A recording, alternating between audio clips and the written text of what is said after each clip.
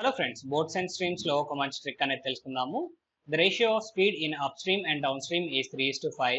Then find the time taken by boat to cover the total distance of 120 meters in both upstream and downstream if the speed of the stream is 4 meters per second.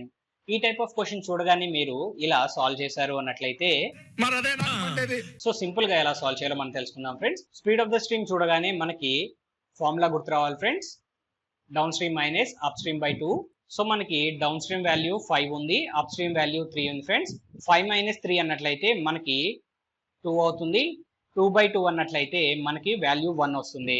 That means ఇక్కడ 1 part value మనకి ఎంత అన్నట్లయితే 4 meters per second friends. So question లో మనకి ఇక్కడ up stream value మనకి 3 parts ఉంది. So up stream equal to 3 into 4 చేస్తే మనకు స్పీడ్ వస్తుంది friends. 3 4 times 12. And down stream వచ్చేటప్పటికి మనకి 5 పార్ట్స్ ఉంది. 5 4 times అంటే మనకి 20. So total distance 120 meters. So 120 divided by ఒకసారి అప్ స్ట్రీమ్ వెళ్ళాలి కాబట్టి 12 అండ్ అగైన్ డౌన్ స్ట్రీమ్ లో కూడా 120 మీటర్స్ రావాలి కాబట్టి 120/20. 0 and 0 cancel. 2 1 times, 2 6 times cancel అవుతుంది. 12 1 times, 12 10 times క్యాన్సిల్ అవుతుంది.